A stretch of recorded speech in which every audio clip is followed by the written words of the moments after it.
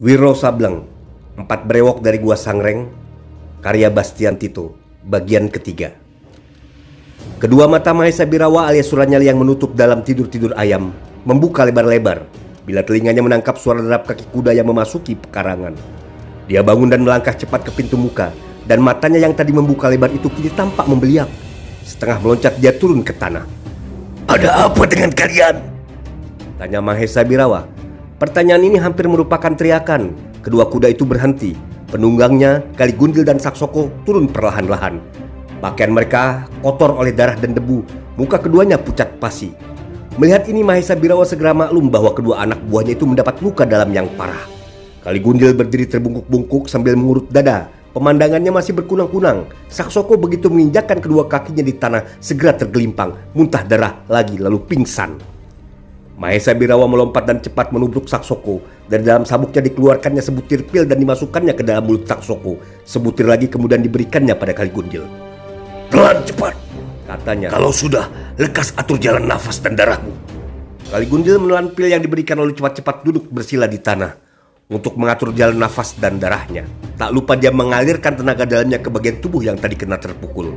1 jam kemudian, keadaan Kaligundil boleh dikatakan siuman meski masih berbaring menelentang di atas sebuah tempat tidur.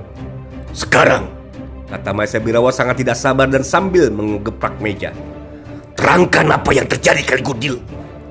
Kaligundil tarik nafas panjang. Diurutnya dadanya beberapa kali lalu mulailah dia memberi keterangan. Dan bila Mahesa Birawa selesai mendengar keterangan itu, maka mendidih darah di kepalanya. Mukanya hitam membesi, kumis yang tebal melintang bergetar, matanya yang memang sudah besar itu dalam keadaan melotot seperti mau tanggal dari rongganya. "Kaligundil, siapkan kudaku, panggil Majineng dan Krocoweti. Kalian bertiga ikut aku ke tempatnya itu manusia haram jadak. Lekas!" Kaligundil tanpa banyak bicara tinggalkan tempat itu. Tak lama kemudian kelihatanlah 4 orang penunggang kuda yang menderu laksana terbang. Debu mengepul, pasir berhamparan. Mahesa Birawa memacu kudanya di muka sekali. Orang tua bernama Jarot Karsa itu mengusap dagunya tanpa berpaling pada Ranawaleng yang berdiri di sampingnya dengan mata yang memandang tajam ke muka. Dia berkata, "Dugaan kita tidak salah, Raden. Mereka datang, agaknya yang di depan sendiri itu adalah manusia yang bernama Mahesa Birawa." Ranawaleng memandang pula ke muka. Hatinya mengeluh. Inilah pertama selama menjadi kepala kampung dia menghadapi kesukaran dan kekerasan macam begini. Bahkan dia tadi belum sempat menyelesaikan pembicaraannya dengan Suci ketika Jarot Karsa memanggilnya, memberitahu bahwa kedatangan 4 penunggang kuda itu. Ketika Mahesa Birawa sampai di halaman, Suci pun saat itu sudah berdiri di belakang suaminya. Mahesa Birawa hentikan kudanya, sorotan matanya seganas kelaparan tertuju pada Ranawaleng. Di belakangnya Kaligundil memberikan bisikan, "Laki-laki tua yang berdiri di dekat yang itulah bangsatnya yang telah mencelakai aku dan Saksoko. Hati-hati terhadap dia, Mahesa. Ilmunya tinggi sekali." "Kau manusia kintal, tutup mulut. Tak usah kasih nasihat padaku," membentak Mahesa Birawa. Kaligundil terdiam, digigitnya bibirnya, dan saat itu dendam serta bencinya terhadap kedua orang yang berdiri di langkah rumah itu, terutama Jarot Karsa, tak dapat dilukiskan. Mahesa Birawa memandang sekilas pada Suci yang berdiri di belakang suaminya. Nafsu untuk dapat memiliki perempuan ini yang tak kesampaian atau belum kesampaian membuat amarnya semakin meluap-luap. Dadanya seperti mau pecah. Saat itu meski sudah bersuami dan punya anak 1, tapi Suci dilihatnya semakin tambah cantik dan muda jelita. Bola mata Mahesa Birawa bergerak ke jurusan Jarot Karsa setelah terlebih dahulu menyapu tampang Ranawaleng dengan garangnya. "Anjing tua yang di atas langkan, turunlah untuk menerima mampus." Suara Mahesa Birawa begitu lantang dan menggetarkan karena disertai tenaga dalam yang tinggi sudah mencapai puncak kesempurnaannya. Jarot Karsa sunggingkan senyumnya tawar. Sekali dia menggerakkan kedua kakinya, maka setengah detik kemudian dia sudah berdiri di tanah. Beberapa tombak di hadapan kuda Mahesa Birawa. Gerakannya waktu melompat tadi enteng sekali. Senyum datar yang mengejek tersungging lagi di mulut orang tua ini. "Ini manusia yang bernama Mahesa Birawa yang inginkan istri orang. Kalau kau tidak sedeng atau sinting, apa kunyukmu yang 1 ini sudah kasih tahu padamu agar mencari dukun untuk mengobati otak miringmu itu?" Bergetar badan Mahesa Birawa mulai dari ubun-ubun sampai ke ujung jari-jari kaki. "Anjing tua yang tak tahu diri, hari ini terpaksa kau harus pasrahkan nyawa kepadaku." Mahesa Birawa enjot diri, melompat turun dari kuda. Dalam keadaan tubuh melayang demikian rupa, kedua tangannya dipukulkan ke muka. Dua rangkum angin sedahsyat badai menyerbu orang tua yang membungkuk itu. Debu dan pasir membubu. Jarodkarsa melengking dan melompat setinggi 3 tombak ke atas. Angin pukulan yang dahsyat lewat di bawah kedua kakinya. Pada detik dia hendak mengirimkan serangan balasan, maka berserulah Ranawala. "Bapak Jarod, minggirlah, biar aku yang hadapi manusia pengacau ini." Raden," kata Jarodkarsa dalam keadaan tubuh masih mengapung di udara. "biarkan aku yang sudah tua ini kasih pelajaran padanya. Tak usah Raden bersusah payah. Dalam 1-2 jurus ini akan kusapu badannya keluar halaman." Mahesa Birawa kertakan rahang. Dua tinjunya bergerak susul menyusul. Deru angin yang dahsyat melanda ke arah Jarodkarsa. Si orang tua yang rupanya ingin menjajaki sampai di mana ketinggian tenaga dalam lawan balas mengirimkan pukulan tangan kosong. Letusan sedahsyat meriam berdentum ketika kedua tenaga dalam itu saling bentrokan di udara. Gendang-gendang telinga seperti menjadi pecah dan pekak. Tubuh Mahesa Birawa kelihatan berdiri gontai beberapa detik lamanya, sedangkan Jarodkarsa jatuh duduk di tanah mandi keringat dingin. Bukan saja Jarodkarsa sendiri, tapi Ranawalang pun kagetnya bukan main. Suci yang berdiri di belakang suaminya dan menyaksikan itu menjerit tertahan karena menyangka si orang tua mendadak celaka besar.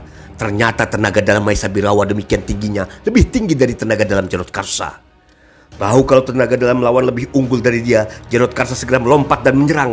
Kedua tangannya bergerak demikian cepat hampir tak kelihatan, menyapu-nyapu dan sekali-sekali menjotos ke muka dengan dahsyatnya. Mahesa Birawa atau Suranyali mau tak mau mempercepat pula gerakannya. Tubuhnya kini laksana bayang-bayang, dia 1 jurus lagi berlalu, maka Jarodkarsa mulai merasakan tekanan-tekanan serangan yang membuatnya harus berhati-hati. Hampir 2 jurus Mahesa Birawa terkurung oleh pukulan-pukulan yang anginnya memberikan matanya.